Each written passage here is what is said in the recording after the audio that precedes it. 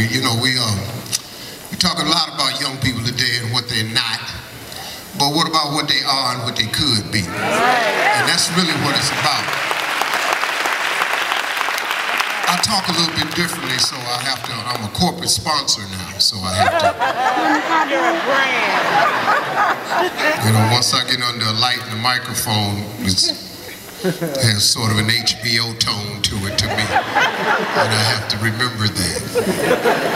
I'm a spokesperson for General Mills now, but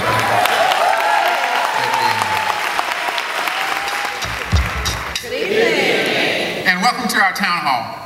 Thanks for coming and for believing that our responsibility as parents does not end once those school doors close in the morning. Your presence here tells me that you understand, like I do, that we can't just assume our kids are getting the best education the school can give them. Because there are ways we can enhance that experience. We can and we should insert ourselves into the process to give our children a better chance of becoming the kind of adults we want them to be. But how? Where do we start? Lots of things are going to influence our kids' success. And here are the 3 big areas we can make a difference. First, well-supported teachers.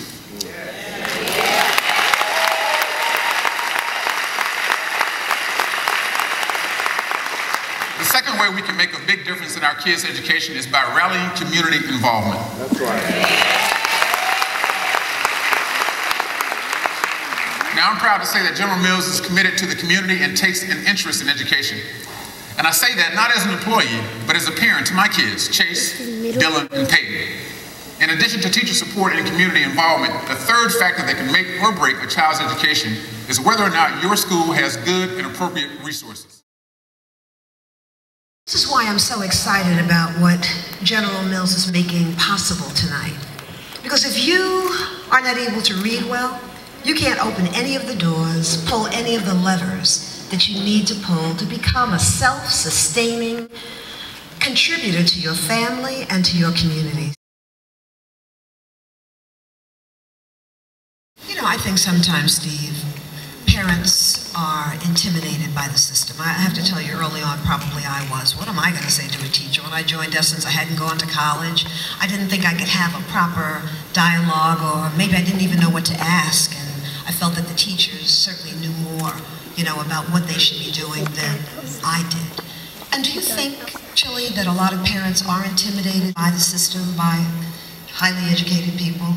I think that they can be, but for myself, I look at it like this, you know, just like you said, I'm one of those parents I'm emailing all of the time, not just when I think my son needs a little boost.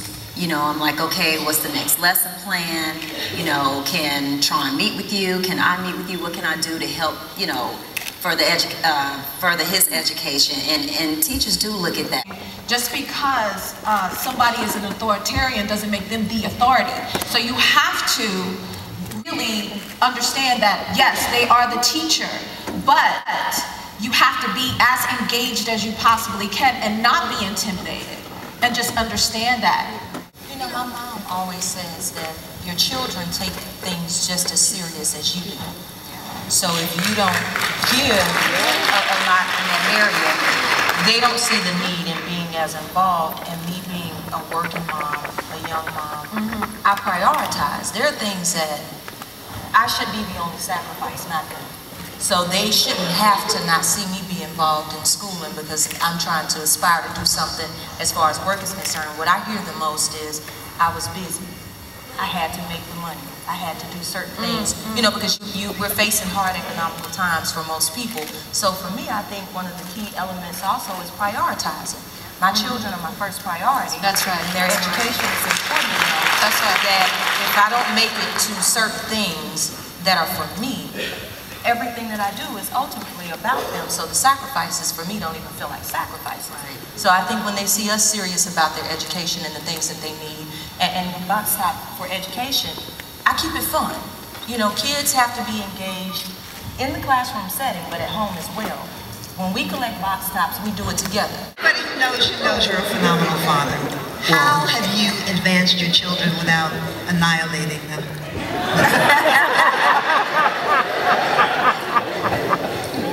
Really, you know, to be honest with you, because Marjorie and I have a blended family, and I've been in her biological children's life for 7 years, and she's been in mine for 7 years. We have a different thing. Marjorie really is the person who's the one that's the hands-on person in the family concerning the education. I'm gone a lot of the time at work, and just to be honest with you. But we have, she's so good with education and reading a child, and to piggyback what you said, she goes to the schools to support the child, but to also support the teacher. So the teacher, like Tisha said, everybody learns differently. Steve Perry was on CNN one night, and he said that 98% of the, is it ADHD? Attention, whatever that is, all of that, 98% of those are boys. When a man is introduced to the boy, 96% of those children no longer have it.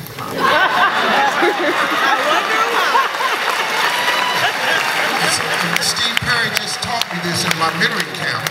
And so my push has always been with my mentoring camp is to get men involved in the lives. Even though Marjorie is the person who does the hands-on, if you're a father, you have no idea the power you have just by making a phone call, just by sitting down and having a talk.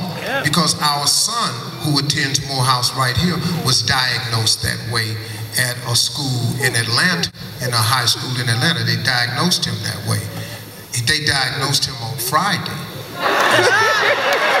On Monday, he didn't have it. I never knew why I became an actor until I understood that when my son was diagnosed with autism. And I loved acting just for the pure artistry of it. And I wanted to learn everything about it, and I never cared about how much money I would get or if the fame came. If it came, it came.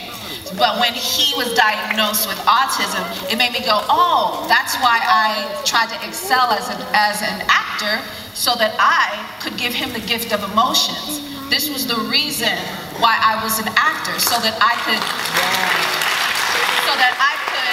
pinpoint it early and grab onto it early. And bringing it back to education, you know, it all coincides. It's all one thing. You know, when you are trying to help your child, if they have, you know, special needs or something like that, you know, you have to work along with teachers. You have to work along with your village. You have to work along with your family. Young people come home with homework that parents are daunted by. That the math is beyond the parents' ability to help them, or to even correct, or to even make sure that they've gotten it down. What do you do in that instance? Well, in most instances, the teachers really don't want the parents to do the homework. And that's what happens in a lot of cases when the parents are very educated. They'll sit down and do the homework. That's a really bad thing. All they need to do is to support the child. They need to understand what it is they have to do. It doesn't mean that they have to be able to do it. They need to make sure that the child has a dedicated place, turn the TV and the video, get them focused. But for me, there's a broader perspective around homework. Homework is really one of the things that you can do to help a child start to understand the work ethic.